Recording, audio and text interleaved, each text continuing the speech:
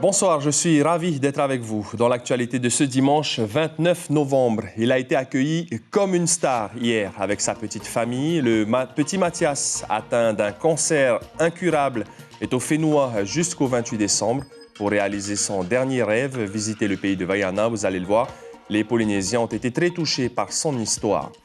L'obligation vaccinale fait débat au sein de la société polynésienne et le sujet s'immisce même dans les discussions intrafamiliales. L'Église protestante maori, elle, fait toujours la promotion du Ra'au Tahiti pour lutter contre le Covid. Dans ce journal, nous ferons un point sur cette cohabitation entre vaccinés et anti-vax, mais aussi sur l'impact du positionnement de l'Église.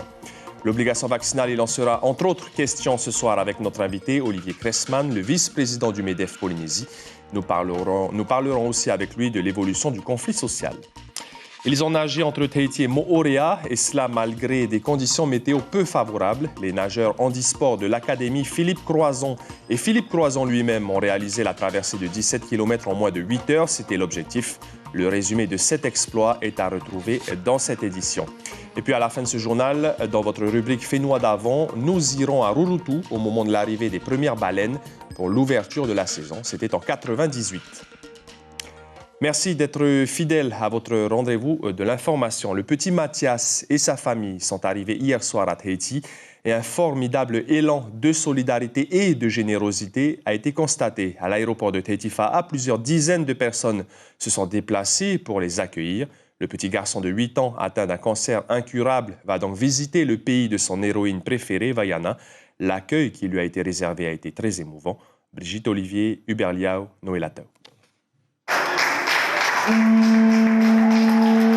24 heures de voyage pour un petit garçon déjà très diminué, c'est un pari un peu fou, mais la famille y tient. Puisque Mathias n'a plus que quelques mois à vivre, il faut exaucer son dernier vœu. Voir la Polynésie, celle des personnages du film Vaiana. Sans se concerter, les Polynésiens lui ont offert ce premier cadeau. On a décidé en famille de lui offrir un petit rayon de soleil ce soir. On savait que les Polynésiens étaient des gens très généreux et fabuleux et on n'est pas déçus. On est ravis, on est enchantés, on est surpris, on ne s'attendait pas à autant de monde. Voilà, c'est magnifique. Aujourd'hui, en début d'après-midi, c'est le grand frère qui l'emmène au parc Paofei pour son premier contact avec Tahiti. Le petit garçon est évidemment très fatigué. Sa vue s'est dégradée, mais je sais qu'il entend toujours, il comprend. C'est un garçon très vif d'esprit, donc oui, il a notion de tout ce qui se passe autour. Alors c'était un petit garçon, il était comme toi, il était vif, hein ? Vif, très sportif, toujours plein d'énergie, impossible à canaliser, toujours à courir partout. Donc oui, sa paralysie quasiment complète l'handicape énormément et nous fait souffrir, nous, à toute la famille. Une famille qui est là au complet, ainsi que quelques amis et des supporters polynésiens. Ça, c'est vraiment à nous, oui, d'accueillir comme il se doit. Accueilli comme un roi, il est accueilli comme un roi. Merci à toutes ces personnes. Il n'y a pas de mots pour décrire ça. Il faut être là pour ressentir ça, c'est fort. Entre grand soleil et grosse pluie, le pique-nique s'organise et Mathias s'est endormi dans le vacarme bienveillant des Narbonnais et des Tahitiens. Il partira bien trop tôt vers Ro'otu Noa Noa, le paradis polynésien, mais il aura senti, perçu, entendu le pays de ses héros et c'est cela qui compte. C'était un objectif impossible à ne pas atteindre pour nous. C'était l'objectif à atteindre pour toute la famille. Après, le reste, c'est secondaire. Et accompagné de ses parents, de son grand frère, de son oncle et sa tante, Mathias restera en Polynésie jusqu'au 28 décembre. Au volet social, les négociations entre les syndicats et le pays pour la levée de la grève sont interrompues depuis hier. Les discussions devraient reprendre lundi. Demain, donc, le gouvernement a en tout cas lancé l'invitation pour poursuivre le dialogue à la présidence. Mais il reste ferme sur la représentativité des syndicats au sein du conseil d'administration de la CPS. Les représentants des salariés, eux, estiment être lésés. Ils demandent plus de sièges et surtout d'être pris au sérieux dans cette requête. Écoutez la réaction ce matin en radio de Patrick Gagnon, le secrétaire général de la CSTPFO, interrogé par Axel Mézinel. Moi, j'ai la lourde responsabilité de maintenir les piquets de grève. Vous croyez que je m'amuse? Je ne fais pas de boutade, moi. Si effectivement on est dans la boutade, on peut durer longtemps comme ça. Vous savez, on peut durer longtemps. Okay. Donc, c'est pas sérieux. C'est pas sérieux. Okay. Je me rendrai à la négociation pour une négociation. pas pour rigoler. Et pour information, la grève aurait arrêté d'être suivie dans plusieurs grandes entreprises comme Onati et EDT-NJ notamment. Olivier Cressman, bonsoir. Bonsoir à tous. Vous êtes le vice-président du MEDEF Polynésie. Une grève depuis mercredi, un protocole d'accord qui a failli être signé. C'est une histoire de représentativité au sein du conseil d'administration de la CPS. Qu'est-ce que vous pensez de cette situation? Je pense que c'est une situation qui doit absolument trouver une issue rapidement. Il faut remettre les choses très clairement. On a 3 régimes, on veut les rassembler en un seul. Et ça parce que c'est fondamental pour avoir un suivi de la trajectoire des gens de demain. Demain, vous serez employeur, et vous serez aussi salarié, vous serez aussi sans emploi, et donc peut-être même patenté. Et donc avoir une seule instance qui pilote tout ça est très important. La répartition des 3 branches, elle est tout à fait logique. Aujourd'hui, vous avez le patronat, effectivement, les salariés, mais il faut aussi qu'il y ait tous les autres. Ceux qui n'ont pas d'emploi, représentés par le gouvernement, ceux qui sont des patentés, les professions libérales, et puis le gouvernement qui est quand même maintenant important en termes de financement. Quand vous parlez de cette unification, on parle de la réforme de la protection sociale généralisée, parce que c'est là que ça bloque, et là on parle de la gouvernance en l'occurrence. Est-ce que vous pensez que 5 sièges pour les syndicats c'est suffisant, ou leur demande d'augmenter ce nombre de sièges est justifiée? Évidemment que c'est suffisant. La réforme de la gouvernance est complètement associée à la réforme des régimes. Ça va ensemble, il ne faut pas les dissocier. Et donc l'objectif aujourd'hui est de trouver un moyen d'un équilibre juste entre le monde du travail, le monde des patentés, ceux qui n'ont pas d'emploi, et le pays qui aujourd'hui, n'oublions pas, est quand même un acteur important qui vient financer tout cela. Autrefois, la Caisse était une situation très confortable, avec des revenus importants, si bien d'ailleurs qu'elle prêtait au pays. Mais aujourd'hui, les choses ont changé, on est complètement dans l'inverse. Sans le pays, la Caisse aurait été en difficulté grave en fin 2020. Donc il faut rééquilibrer les 3. Avoir 3 représentations équilibrées au sein de ce CA, c'est largement cohérent. Et encore une fois, l'objectif de tout ça, c'est pas d'être président ou d'être plus l'un que l'autre, c'est d'être dans l'équilibre des choses. J'entends bien les syndicats qui craignent par rapport à une ingérence du politique sur les moyens de la CPS. Mais excusez-moi, en tant que patron, nous cotisons 2 fois plus que les syndicats. Donc on aurait 2 fois plus de raisons d'être inquiets. Or, ce n'est pas le cas, parce qu'on a confiance dans la façon de travailler les choses ensemble. C'est un équilibre qu'il faut trouver et dans l'intérêt général. Rapidement, Olivier Cressman, avant de passer à un autre sujet, vous n'êtes pas convié à ces négociations, à ces réunions. Autrefois, il y avait des réunions tripartites. Est-ce que vous regrettez un petit peu cette situation où les patrons sont mis à l'écart, rapidement? C'est une grève générale, ça se traite toujours entre le pays et les organisations syndicales qui l'ont posée. Mais bien évidemment, et vous avez raison de le rappeler, des sujets comme la gouvernance de la CPS concerne complètement le patronat et nous sommes tout à fait sereins sur le fait qu'une fois les choses décidées, nous serons bien sûr conviés aux travaux par le gouvernement et avec les partenaires sociaux. Donc on retient en tout cas que vous êtes favorable à la répartition proposée par le gouvernement au niveau du conseil d'administration, à savoir 5-5-5. Je vais revenir avec vous pour poursuivre notamment sur le sujet de l'obligation vaccinale, puisque c'est l'une des revendications fortes des grévistes, le retrait de ce texte sur l'obligation. Dans les familles polynésiennes, le sujet de la vaccination peut parfois nourrir de longues discussions, mais en règle générale, on s'accommode du choix des uns et des autres. Vaccinés et non vaccinés vivent parfois sous le même toit. L'Église protestante, elle, encourage toujours ses fidèles à prier et à se protéger du Covid avec du Ra'aut Haiti. Natacha Silagi, Sandroli. Il y a le noyau dur, les opposants inconditionnels à l'obligation vaccinale. Ils ont choisi de camper devant l'Assemblée jour et nuit pour que la loi ne soit pas votée. Qu'on supprime tout, qu'on nous donne la liberté de choisir ce qu'on a, ce qu'on doit faire dans notre vie. Loin du combat politique, il y a les familles qui mélangent vaccinés et non vaccinés. Ici, petit déjeuner du dimanche sans tension. À table, parents et enfants, 2 vaccinés sur 5. Il y a madame, ma fille et l'autre fille qui a été vaccinée. Et nous 3 n'ont pas été vaccinés. Et vous arrivez à bien gérer ces différences? Oui, tout à fait. Puisqu'il n'y a pas de maladie chez nous. On boit souvent du Ra'aut Haiti. Salomé a eu un cancer. Elle a choisi le vaccin, mais n'en veut pas à son père de ne pas être vacciné. Non, pas du tout. Ça ne me gêne pas. Mais moi, je voulais vraiment être vacciné pour protéger pour ma famille. Et si mon papa ne voulait pas, c'est son choix. La vaccination n'est pas un sujet tabou. Elle n'en est pas un du tout. Chacun respectant le choix des autres. Vous avez essayé de les convaincre, vos enfants, de se faire vacciner pour leur sœur? Non, ils sont grands. Non. Même s'ils nous convainquent, chacun a son choix. Pourquoi vous êtes opposé, vous, à la vaccination? Non, on n'est pas opposé. On ne veut pas qu'on nous oblige à aller nous faire vacciner. Ce n'est pas le vaccin, c'est l'obligation. Alors on peut aller demain ou après-demain, mais quand on veut. Même chose dans les paroisses familiales, où vaccinés et non vaccinés cohabitent. Plus de non-vaccinés dans les temples. L'Église n'a jamais appelé à la vaccination, mais plutôt au Ra'aut Haiti. Le discours ne change pas. Malgré les 600 morts qu'il y a eu, vous continuez de dire que le vaccin n'est pas la solution? Oui, malgré les 600 morts. Parce qu'on ne croit pas seulement au vaccin, on croit aussi en Dieu. Ça, c'est plus important pour nous, au-dessus du vaccin. C'est Dieu qui est important d'abord. La prière pour combattre le Covid, toujours pas prescrite par la médecine. 70% de la population est vaccinée aujourd'hui en Polynésie. Et je reviens vers vous, Olivier Cressman, vice-président du MEDEF Polynésie. Le problème, ce n'est pas la vaccination, c'est l'obligation. On l'a entendu dans ce reportage, l'obligation vaccinale pourrait être retirée. En tout cas, c'est ce qui ressort un petit peu des dernières négociations. Retirée par le pays, son adoption et son application avaient suscité de vives réactions. Est-ce que vous pensez que ce serait la plus sage des décisions?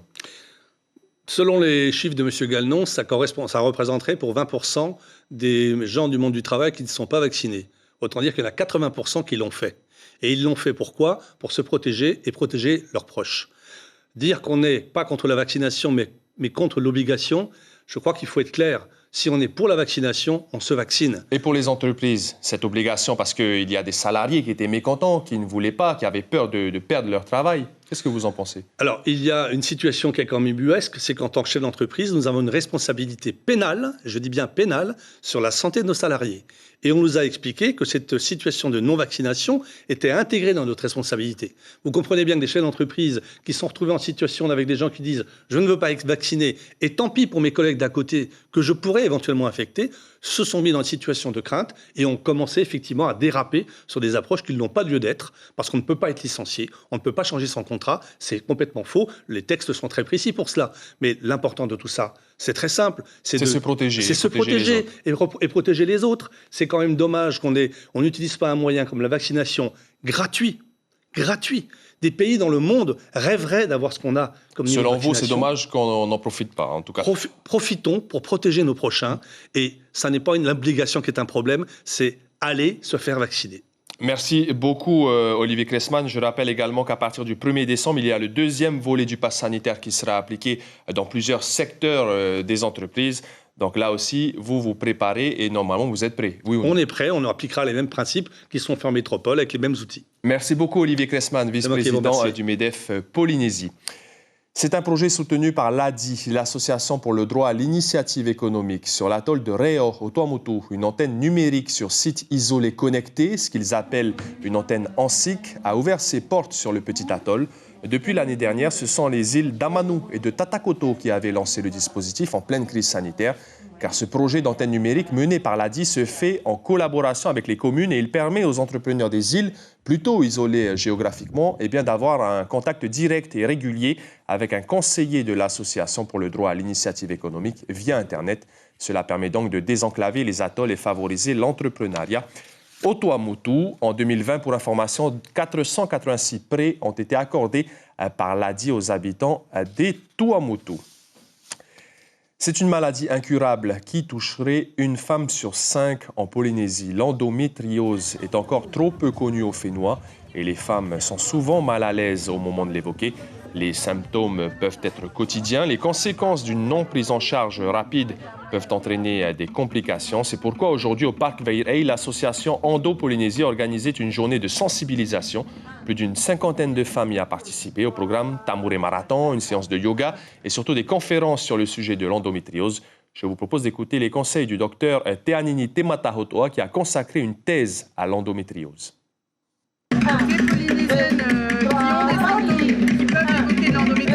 C'est-à-dire des règles très douloureuses, qui nécessitent de prendre des médicaments, qui empêchent d'aller à l'école, au travail, ou alors des douleurs au moment des rapports, tout ce qui est douleur au niveau du bas du ventre anormal. Il ne faut pas qu'elles hésitent à en parler à à leur médecin, leur sage-femme. Et si c'est vraiment quelque chose qui revient souvent et qu'elles ne se sentent pas entendues, il ne faut pas hésiter à insister, à être persuadé que d'avoir mal pendant les règles à un point où on doit prendre des médicaments, où on ne peut pas se lever de son lit, ce n'est pas normal. Donc voilà, message aux femmes, si vous avez des doutes, n'hésitez pas de consulter.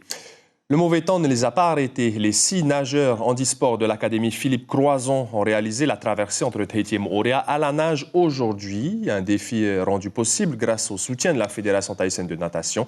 L'objectif de rallier les 2 îles en moins de 8 heures a été atteint, et cela malgré des conditions météo peu évidentes. Juan Potoro et Patita Savea nous racontent cet exploit hors du commun.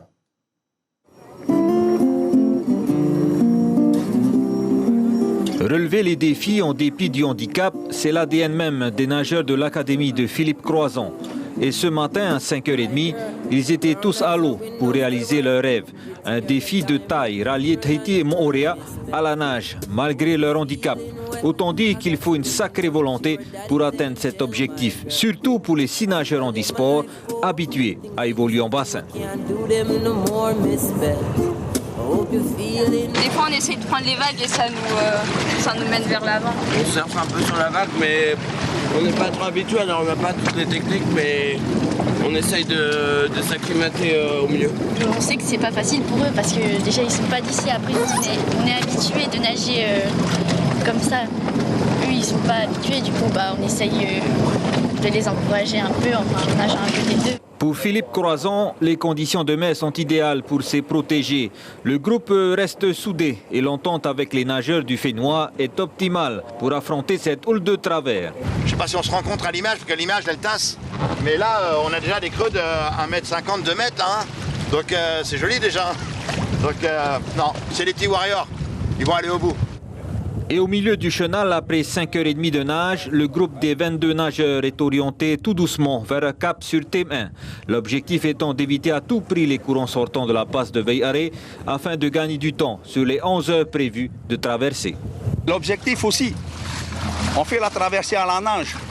Et il faut finir à la nage parce que si on décale trop, on ne fait pas attention à ça, on risquerait de rentrer dans la passe en bateau. Et ça, c'est pas possible. Et à la passe de Veiare, le pari est réussi pour le groupe. Aucun retard à signaler. On est largement en dessous des prévisions. Ils arrivent à Thème 1 sous la barre des 8 heures pour la traversée. Un véritable exploit pour Philippe Croison et tous les nageurs présents. On a fait la prière ce matin avant de partir. Et c'était vraiment bénéfique et c'était chouette, quoi. Encore une fois, tout est possible, mais vraiment tout est possible. Et là, ces jeunes, ils l'ont prouvé, quoi.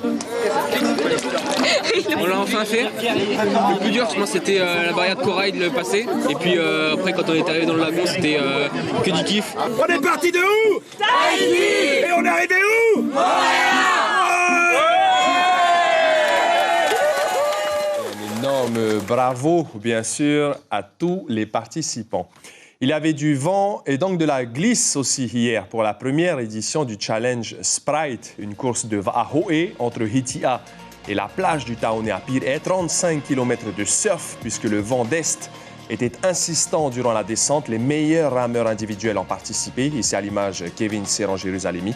Chez les élites, c'est Hotu Iterei Por'eu qui s'est imposé en un peu plus de 2h35 devant Kevin Quider et Steve Teihot Ata. Du Va'a toujours, mais on part dans les îles, cette fois aux Marquises, à Nukuhiva, la dernière étape du championnat de Va'ahoe de Nukuhiva. La course Teika Hano était organisée hier également, 25 km pour les seniors et 20 km pour les vétérans. Départ sur la plage du village de Teipivai pour une arrivée dans la baie de Teiuhae. Là aussi, il y a eu un peu de glisse avec une houle portante qui a permis à Raphaël Acha de remporter la catégorie senior. Chez les vétérans, c'est Victor Gendran qui s'est imposé. Les réactions des deux vainqueurs ont été recueillies par Marie Curva. C'est une course très dure, les conditions très intenses aussi. Hein. Il y avait du surf, mais aujourd'hui, je n'ai pas bien surfé. Hein. Il y avait la houle et puis il y avait ceux qui sont devant. Ils étaient au moins à peu près 50 mètres et j'ai pu revenir encore à leur hauteur, quoi. Et c'est comme ça, quand j'ai vu ça, j'ai profité aussi de bien glisser encore, quoi, pour prendre l'avantage encore pour s'écarter de eux, quoi. Et puis, ça fait plaisir aussi de surfer, quoi. Tu prends plaisir, voilà. Et ça fait plaisir surtout de revoir des courses de Va'a. Vous connaissez certainement les 24 heures du Mans. Eh bien, aujourd'hui, les passionnés de sport mécanique avaient droit aux 6 heures de karting de la Papineau. La première édition de cette course a réuni une soixantaine de participants répartis par équipe de 6 pilotes. Vous le voyez sur les images, la piste était trempée, mais ça n'a pas empêché quelques fous du volant de bien s'amuser. Christophe Nicoulot, le responsable du complexe de karting de la Papineau, espère organiser d'autres petits événements similaires. On l'écoute au micro de Sandro Lee et Natacha Silagi. Normalement, si ça marche très très bien, on a l'intention donc de faire ça tous les 2 mois. Voilà, tous les 2 mois, on aimerait faire un événement, une course mythique. C'est-à-dire que le prochain coup, ça sera peut-être les 500 000 d'Indianapolis, on appellera ça les 250 000 de Papineaupolis, etc., etc. Voilà. À raison de 6 peut-être par an. Aujourd'hui, il y a une centaine de participants. Aujourd'hui, un peu moins, je pense, mais presque. Ouais. Les équipes sont à peu près 6 x 10, donc 60-70 personnes. Et ça a l'air plutôt fun. Aho, au Tuamotu, cette fin de semaine était l'occasion pour la commune d'organiser un grand tamara pour les Matahiapo. Le repas traditionnel annuel n'avait pas eu lieu en 2020 à cause de la crise sanitaire. Papi et Mamie étaient donc bien contents de se retrouver sous le préau de l'ancienne école maternelle de Lille ce vendredi.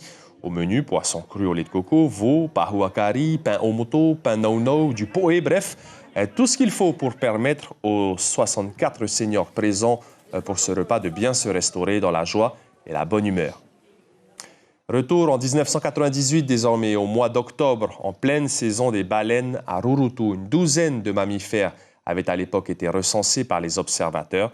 Des baleines à bosse que les eaux des Australes continuent chaque année d'accueillir.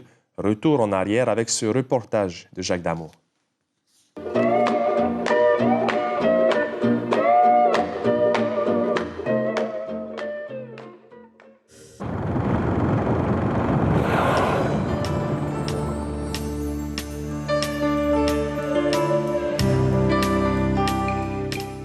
Comme tous les cétacés, la baleine est un mammifère. Elle possède poumons, poils et mamelles. Lorsqu'il vient au monde, le baleineau pèse entre 7 et 900 kg et mesure déjà 4 à 5 mètres. Celles qui chaque année viennent fréquenter les eaux polynésiennes en provenance des latitudes sud viennent de passer tout l'été austral à se gaver de krill, ces petites crevettes dont foisonne l'Antarctique.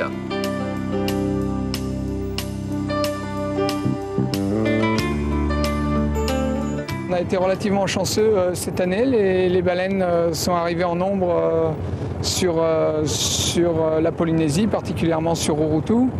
On a recensé depuis le début de la saison une douzaine de baleines autour de Rurutu.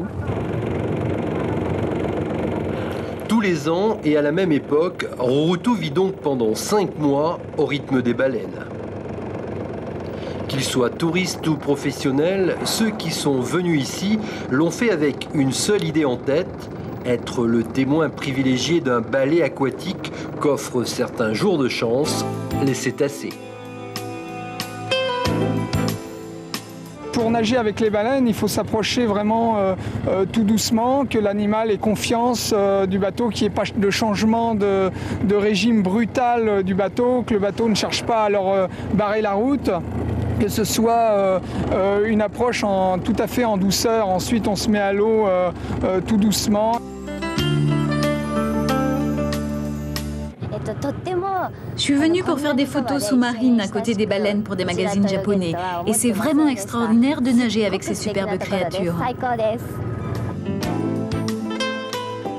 Ces pacifiques géantes que seuls le Japon et la Norvège continuent de chasser sont à elles seules un monde, un trésor que l'océan sait offrir à ceux qui les aiment. Et n'oubliez surtout pas de respecter les règles en matière d'observation des baleines. À retenir dans l'actualité de la semaine à venir, mercredi 1er décembre, en plus de l'application du 2e volet du pass sanitaire, ce sera la journée mondiale de lutte contre le sida. Vendredi, le 3 décembre, c'est l'arrivée du ministre délégué au transport, Jean-Baptiste Djebari. Vendredi toujours, la Journée internationale des personnes handicapées et le Téléthon. L'information principale à retenir ce dimanche, l'accueil touchant des Polynésiens pour le petit Mathias et sa famille. Le jeune garçon de 8 ans est atteint d'un cancer incurable. Avant de mourir, il souhaite visiter le pays de Vaiana. La petite famille est au Fénois jusqu'au 28 décembre. Elle passera donc Noël ici. Une atmosphère de bienveillance et de compassion pouvait se ressentir au moment de leur arrivée à l'aéroport hier soir. Merci beaucoup d'avoir été avec nous durant cette fin de semaine. Demain, à cette même place, vous retrouverez Ayata Tarahu. J'ai été ravi de vous accompagner tout au long de ce week-end. L'information, c'est aussi sur notre site Internet et en radio demain matin. On se quitte sur des images de la traversée à la nage entre Tahiti et Moorea de plusieurs personnes capables autrement, membres de l'Académie Philippe Croison. Des images de Tahiti Fly Shot. Prenez bien soin de vous et passez une excellente soirée.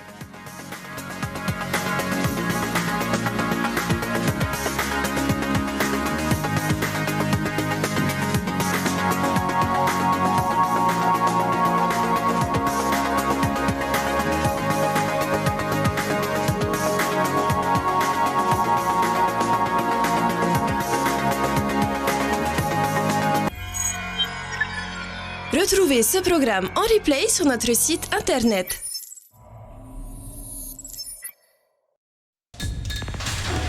L'information en continu sur Polynésie la première, internet et réseaux sociaux.